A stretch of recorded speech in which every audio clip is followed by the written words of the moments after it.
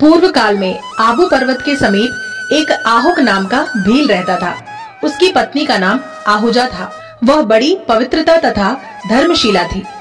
वे दंपति बड़े शिव भक्त एवं अतिथि सेवक थे। एक बार भगवान शंकर ने इनकी परीक्षा लेने का विचार किया। वे एक यति का रूप धारण करके संध्या समय आहू के दरवाजे पर जाकर कहने लगे, भील, तुम्हारा कल्याण हो।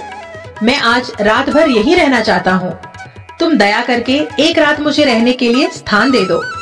इस पर भील ने कहा, स्वामिन, मेरे पास स्थान बहुत थोड़ा है, उसमें आप कैसे रह सकते हैं। यह सुनकर यति चलने को ही थे कि पत्नी ने पति से कहा, स्वामिन, यति को लौटाइए नहीं, गृहस्थ धर्म का विचार कीजिए।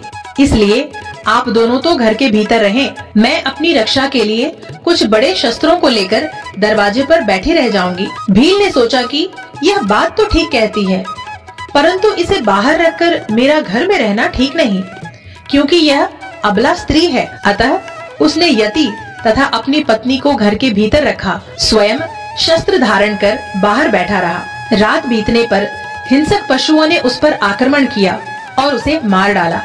प्रातः होने पर जब यति और उसकी पत्नी बाहर आए तो उसे मरा देखा। यह देखकर यति बहुत दुखी हुए, पर भीलनी ने कहा, महाराज, इसमें शोक तथा चिंता की क्या बात है। ऐसी मृत्यु तो बड़े भाग्य से ही प्राप्त होती है। अब मैं भी इनके साथ ही सती हो जाऊंगी, इसमें तो हम दोनों का ही परम कल्याण हो गया। यूँ कहकर चिता पर अपने पति को रखकर वह भी उसी अग्नि में प्रविष्ट हो गई। तब भगवान शंकर डमरू, त्रिशूल आदि आयुधों के साथ प्रकट हो गए। उन्होंने बार बार उस भीलनी से वर मांगने को कहा, पर वह कुछ न बोलकर सर्वथा ध्यान मग्न हो गई।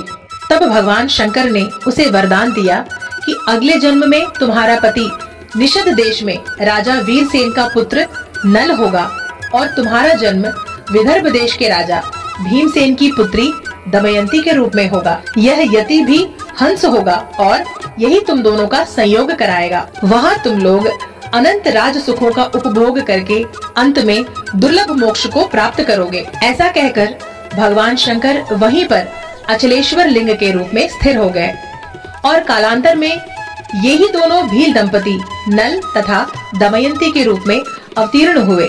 ये कथा शिव पुराण से ली गई है। ओम नमः शिवाय।